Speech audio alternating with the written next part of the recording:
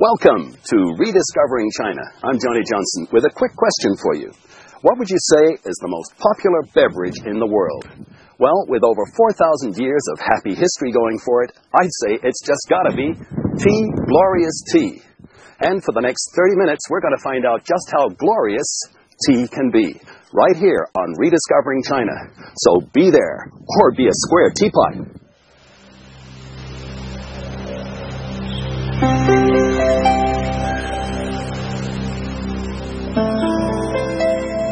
For many millennia, and from the earliest times of recorded history in China, tea has been regarded and revered as a special source of health-giving goodness and social pleasure bestowed on mankind by the generosity and love of Mother Earth.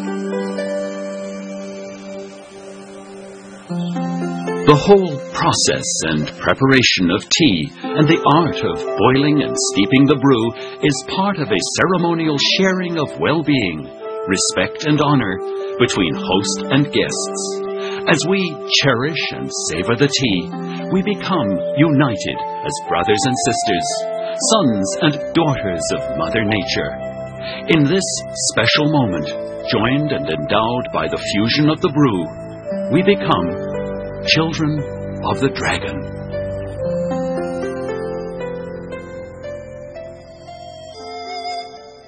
Our story begins over 5,000 years ago. According to legend, Emperor Shennong, a notably skilled scientist and scholar, ruled China's vast empire. His many far-sighted edicts included the requirement that all drinking water be boiled as a hygienic precaution.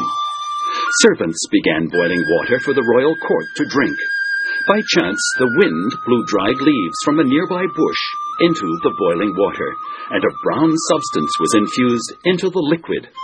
After tasting the brew, he declared it to be most refreshing.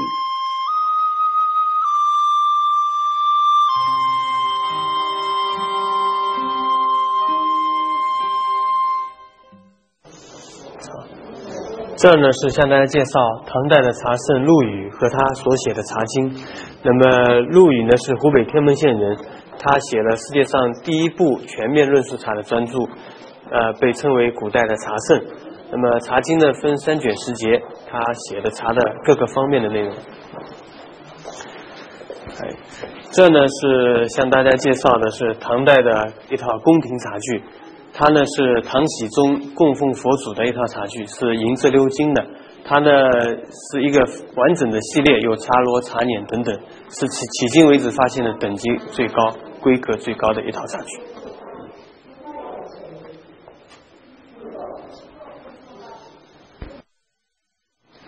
这呢是我们良渚时期的一些水具。那么当时距今有4000多年的历史，还没有专用的茶具。但是我们认为这些水具和饮食器具呢，是我们专用茶具的一个源头。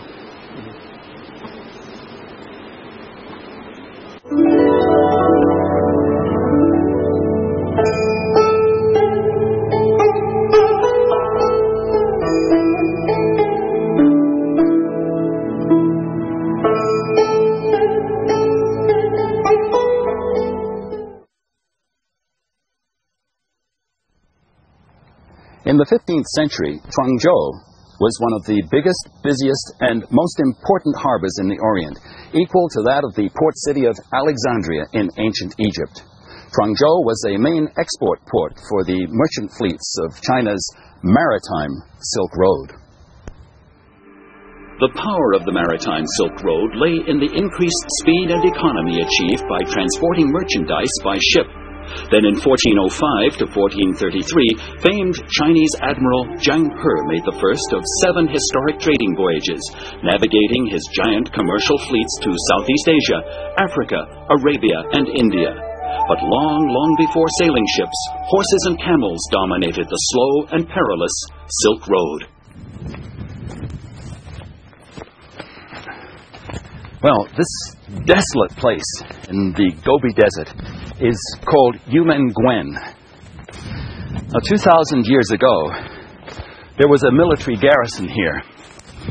It was a bustling outpost of Chinese Han Dynasty culture and commerce on the Silk Road. It was also a point of no return for those slow-plodding, treasure-laden camel caravans heading west on the Silk Road through India, Persia, Syria, with their cargoes of made-in-China luxury goods destined for the bazaars of the Middle East, Constantinople, and even on to the Roman Empire.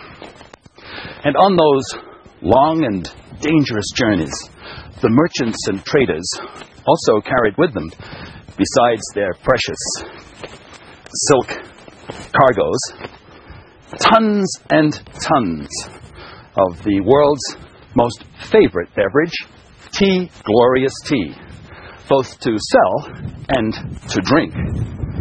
Because the Silk Road is, in fact, the tea and silk road of ancient China.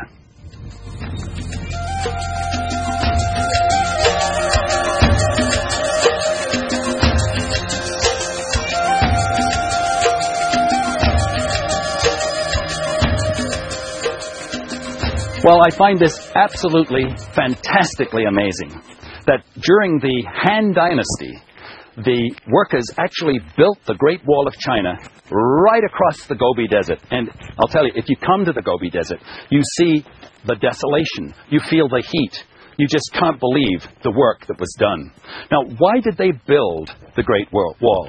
Well, one of the main reasons was to protect the wealth that flowed into China by way of the Silk and Tea Road. And over the years, of course, 2,000 years, Mother Nature has not been too kind to the Great Wall. In fact, the storms and sandstorms that have been blowing have blown most of the wall away, except for this one section, which is maintained as a historic site and tribute to the Silk and Tea Road of China.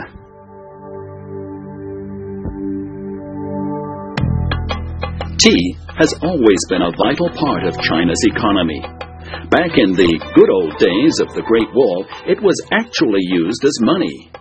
Black tea was formed into bricks and carried by traders as the caravans ventured west. At that time, a brick of black tea was as precious as gold and as important an international currency as the US dollar is today. This tranquil scene of beautiful sand dunes can be quite deceiving. Any time now, drifting sands and blowing sandstorms from the Gobi and Taklamakan deserts can bury a stalled car or stranded traveler in less than 30 minutes. That's why this has been called the Land of Death for as long as anyone can remember. Fact: 8 out of 10 travelers who attempt to cross the desert on foot die. In summertime, like today, temperatures climb into the mid-50-degree Celsius range. In winter, the bone-chilling, biting cold wind plunges temperatures down to lows of -20. But what I discovered is actually the Silk Road was kind of like a two-way street. In 1271 AD, merchant adventurers like the young 17-year-old Marco Polo and his father and uncle finally made their way to China from Venice. I must say, the thrill for me of walking on the historic Silk and Tea Road is incredible. This place is Crescent Moon Oasis, the most important oasis on the Silk Road, and looking very much today as it did 700 years ago when Marco Polo enjoyed his first cup of tea here in China. At the height of the Silk Road, hundreds of thousands of tons of tea went west from here. Talking to Lucy here, she told me that the average camel caravan consisted of about 30 camels. They covered 20 kilometers a day, and in good weather, they could cover the distance across the Gobi Desert in just 5 weeks, as long as they weren't hit by a sandstorm.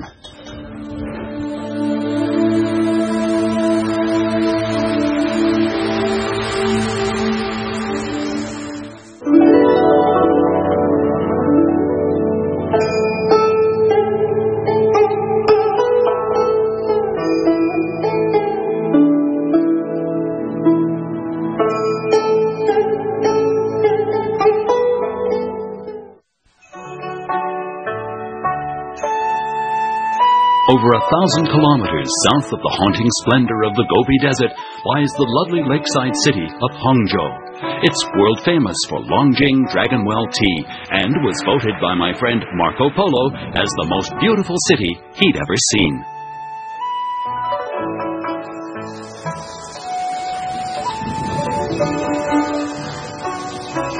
Longjing. That sign welcomes us to the famous Longjing or Dragonwell village, known all over China by that name because of its wonderful and delicious green tea. The arch, the gate, is over 1,200 years old. Many, many famous people have passed through here, and we are going to be a few more. Let's go. Caressed in the nurturing embrace of Mother Nature's green and fertile arms, Longjing Village lies like a jewel in the picturesque valley below us. This is home, as it has been for more than 1,000 years, to China's green gold, Longjing Dragonwell tea.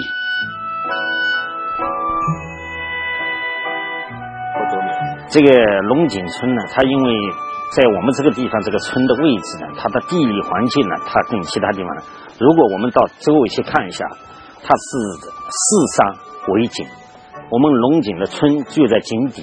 你到了山上去看的话，整个山就是围住了这个村，那一山为井而更名叫龙井。这个井呢是南宋的时候，我们的这个当时杭州知府啊，这个苏东坡任杭州知府的时候呢，他经常到这里来喝茶，饮酒喝茶，而且跟这里的辩才和尚结了私交。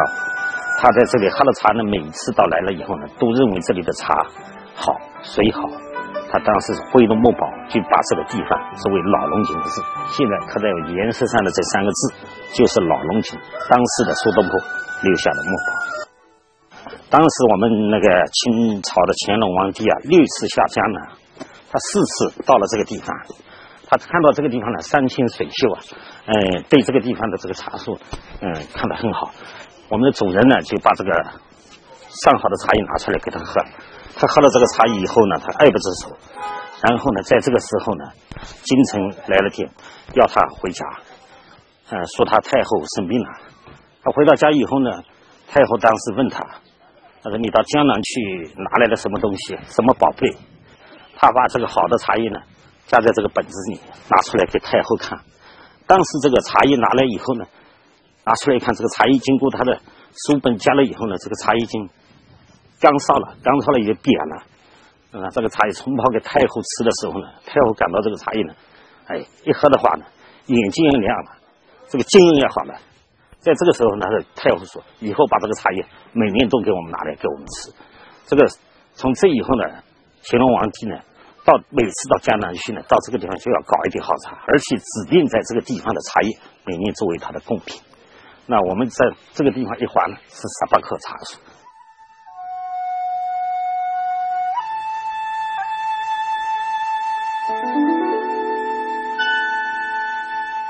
Everyone here in Longjing Village literally has a hand in green tea growing and production.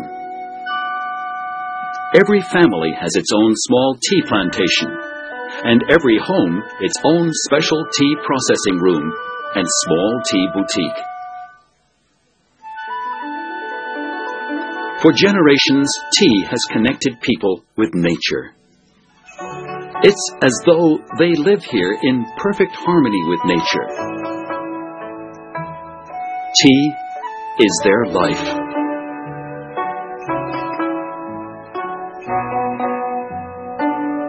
Consistently high demand for this superb quality green tea in China, Asia, and now around the world has brought prosperity and a high standard of living to all Dragonwell tea-growing families in Longjing.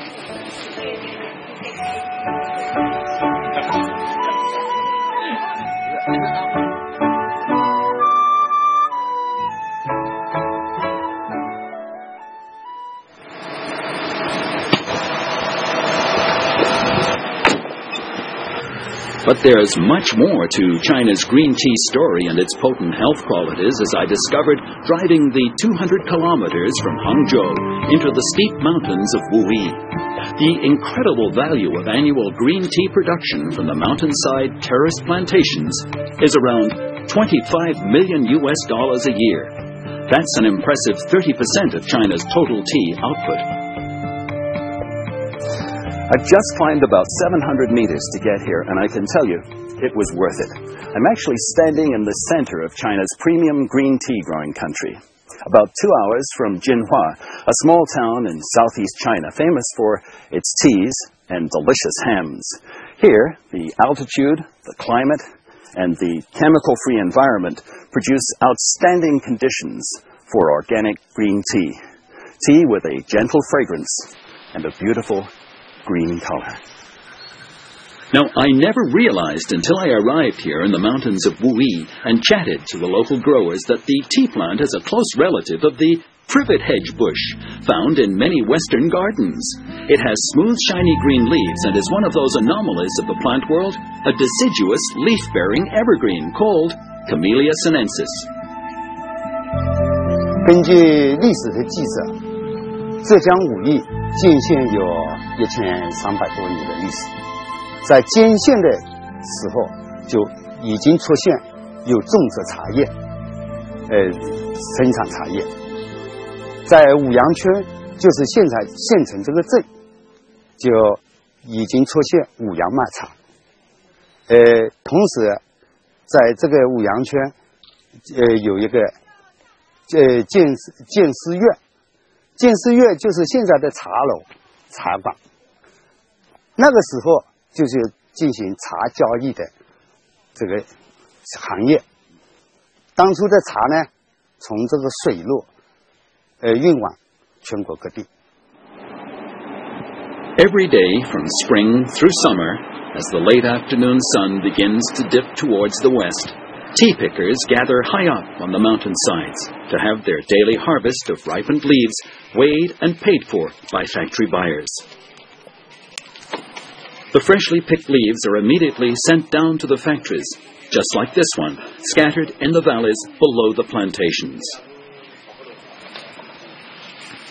Right away, as day turns to night, the careful work of processing the fresh leaves into packaged tea begins and is rigorously supervised and timed at every stage of the operation.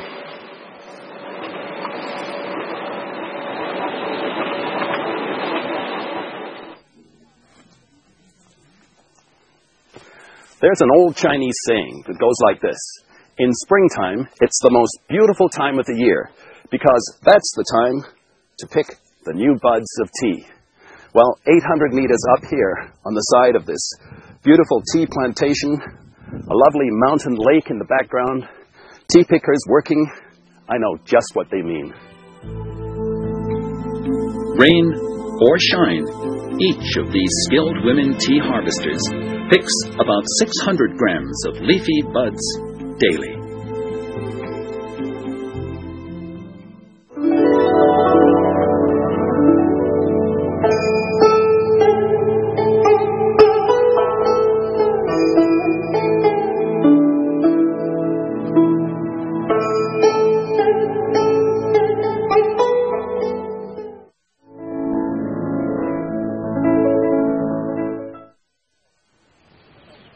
Have you ever wondered what Southeast China looks like? Well, you're looking at it right now. The reason I've come to Fujian province, north of Hong Kong and just across the water from Taiwan, is to find out what makes world-famous oolong and wulong teas so special. I've already discovered that oolong means black dragon or black snake in Chinese. And according to legend, a tea plantation owner was scared away from his drying leaves one day by the appearance of a black snake. When he came back a couple of days later, he found that the leaves, drying in the sun, had started to ferment, creating a delightful brew. Now, another story, and the one I like best, is that the tea is called oolong because the leaves are like baby black dragons that wake up when you pour hot water on them. Cheers. Oolong tea has been grown in the mountains around this picture postcard town of Anxi for over 1,000 years. These exceptional teas have been a specialty of China since the Song dynasty. What makes them so highly prized is that they are semi-fermented and partially oxidized teas. For me, the best way to describe oolong tea is to say it falls halfway between green tea and black tea. But because of a partial fermentation process, drinking the tea produces a wonderful zing-like taste sensation that shakes up and delights the taste buds. 相传在当地有一个名叫魏因的茶农，很会种茶跟制茶，就信奉观音菩萨。1725年，观音菩萨有一天晚上呢，托梦给这个魏因这个茶农。第二天早上呢，魏因这个茶农就按照这个梦中的情景呢，在这个打石坑的岩石缝当中呢，就发现一株很特别的茶树。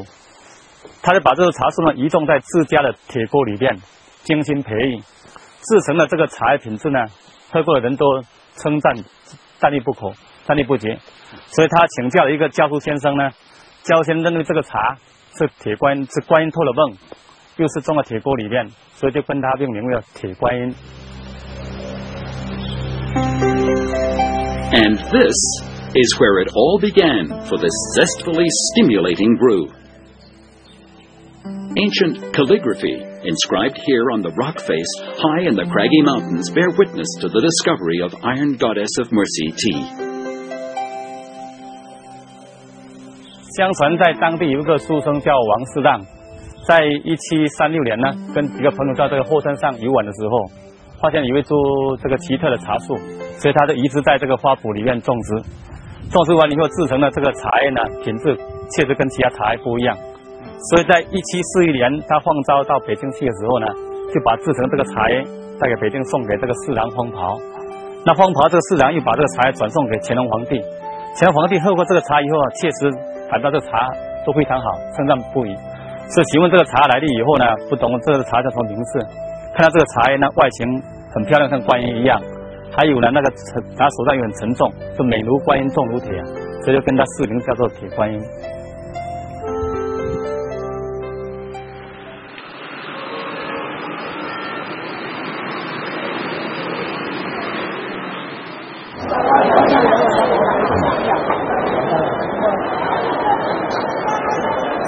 Well, where am I?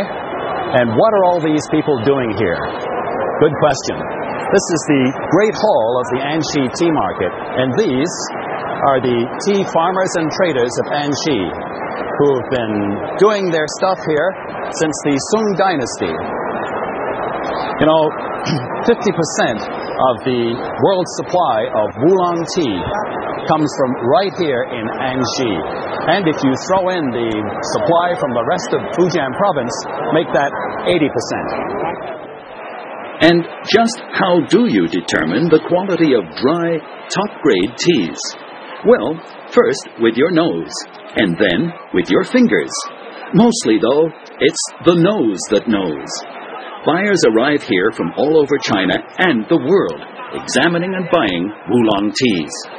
Top grades are always made, like we said before, from the buds that are picked in the spring. Oh yeah, I can really taste the fermentation process that goes into this oolong tea. Hot, a little spicy, and quite a sharp aftertaste too. CCNE. I think I'll just finish it here. Wow. That's the stuff to put hair on your head. Well, you know, it's amazing what you discover when you start hiking around in the tea capital of China, Anxi. On both sides of the river, you see this road? It's just full of prose and poetry, and 400 or 500 of these are in praise of, well, what do you think? Tea, glorious tea. Wouldn't you know it?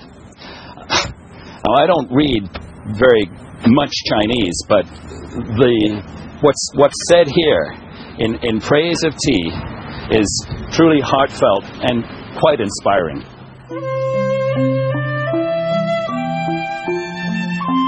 Throughout the ages, China's sages have descended upon Anxi to savor the exciting flavors and matchless quality of its teas, inspiring this romance in page after page of poetic prose, praising nature's bountiful goodness and their own special, beloved brews.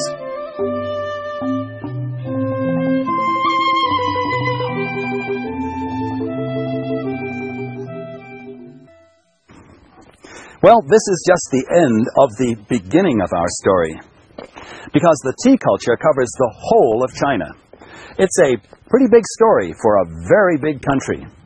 Next time, we'll be checking out some very unusual and interesting tea houses in some quite offbeat locations, so I do hope you can grab a cup and join me then.